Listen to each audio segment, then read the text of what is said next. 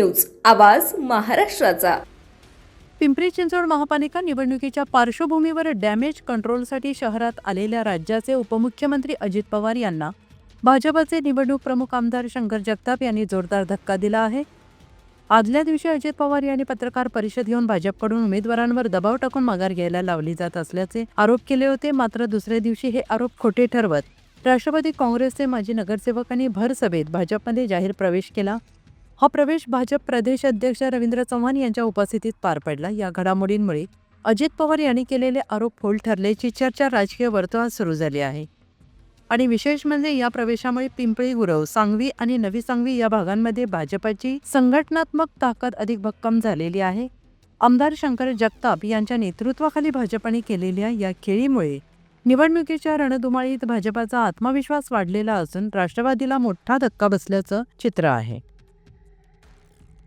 महायुतीमध्ये असलेले मुख्यमंत्री अजित पवार यांनी काल पिंपरी चिंचवड महापालिकेतील भ्रष्टाचाराविषयी अनेक गंभीर आरोप केलेत।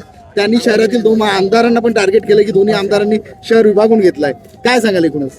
खरं तर निवडणुकीच्या पार्श्वभूमीवरती बऱ्याच ठिकाणी निवडणूक कशी लढावी याची स्ट्रॅटेजी तयार केली जाते, खोटे नेरेटिव्ह कसे पसरावेत यासाठी काही एजन्सीज हे सल्ला देतात। दादा तसे अत्यंत चांगले आहेत, आमच्याबरोबर केंद्र आणि राज्यामध्ये जोडलेले आहेत।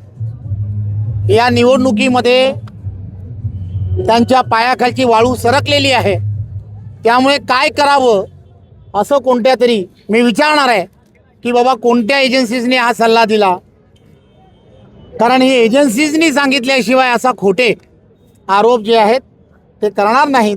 त्यामुळे सर्व आरोप हे खोटे आहेत। देशाचे पंतप्रधान नरेंद्र मोदीजी यांच्या नेतृत्वात आणि आदरणीय देवेंद्रजी महाराष्ट्राचे लोकप्रिय असे मुख्यमंत्री यांच्या नेतृत्वात या निवडणुका होत आहेत। ते नेहमी सांगण्याचा प्रयत्न करतात, मैं न खाऊंगा और किसी को खाने नहीं दूंगा। या तत्वावरती सर्व स्थानिक स्वराज्य संस्था या पारदर्शकपणे काम कराव्यात यासाठी अत्यंत बारकाईने लक्ष हे केंद्र आणि राज्यातील असणाऱ्या नेत्यांचं असतं। त्यामुळे त्याची चिंता ही पिंपरी चिंचवडकरांनी करू नका। हे सर्व खोटे आरोप आहेत। निवडणुकीच्या नंतर ते हसतच म्हणतील जाऊ दे ते झालं होतं असं म्हणतील। काल पुरावे पण त्यांनी सादर केले। फक्त एक गोष्ट लक्षात काय घेतली पाहिजे, खोटं बोल पण रेटून बोल अशी पद्धत आहे, त्या पद्धतीप्रमाणे ते चालले। भविष्यामध्ये जर सत्ता स्थापनेसाठी राष्ट्रवादी सोबत जाण्याची वेळ आली तर तुम्ही जाणार आहात? एक गोष्ट लक्षात घ्या की भारतीय जनता पार्टीच्या संघटनात्मक ताकद या पिंपरी चिंचवडमध्ये अतिशय चांगली आहे। मला खात्री आहे की या ठिकाणी नरेंद्र मोदीजींच्या नेतृत्वामध्ये आणि आदरणीय देवेंद्रजी यांच्या नेतृत्वामध्ये विकासात्मक कामाला खऱ्या अर्थाने गती दिली गेलेली आहे।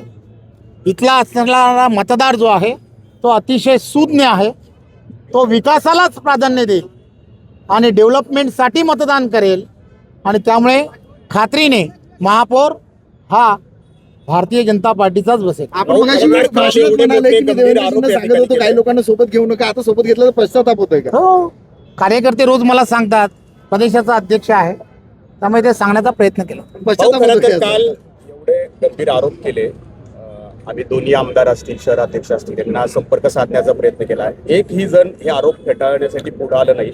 आज तुम्हालाच या ठिकाणी यावं लागलं। खरं तर लढाई नाही असं नाहीये। दोन गोष्ट फार महत्वाची असतात की आपण मीडियामध्ये आहात, मीडिया कोणाला कोणाचे बद्दल दखल घेतं हे आपल्याला सर्वांना माहीत आहे। त्यामुळे एवढा मोठा माणूस ज्यावेळेला आरोप करतो त्यावेळेला त्याच्या लेवलवरच्या असणाऱ्या कोणीतरी येऊन बोलावं असं अपेक्षित आहे। हे भारतीय जनता पार्टी शिस्तीची पार्टी आहे।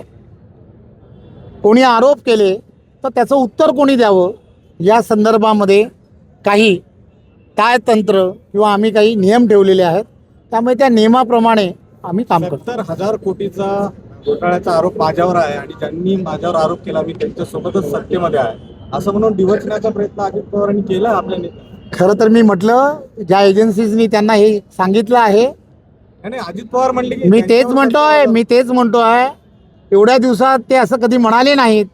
कालच म्हणाले नवीन एजन्सी आहे, थोडीशी त्यांना माहिती थोडीशी कमी असेल असं मला वाटतं. त्यामुळे नक्कीच त्या संदर्भात काय करावं किंवा काय नाही आरोपाचं त्यांनीच स्वतः मान्य केले की त्यांच्यावर तो आरोप आहे. साहेब तुम्हीच हे प्रसिद्ध करा, बाकी आम्ही काय सांगावं. पुणे तसेच पिंपरी चिंचवड आणि महाराष्ट्रातील महत्त्वाच्या आणि ताज्या बातम्या पाहण्यासाठी महाराष्ट्र 18 न्यूज चॅनलला यूट्यूबवर सबस्क्राईब करा आणि बेल आयकॉन प्रेस करा.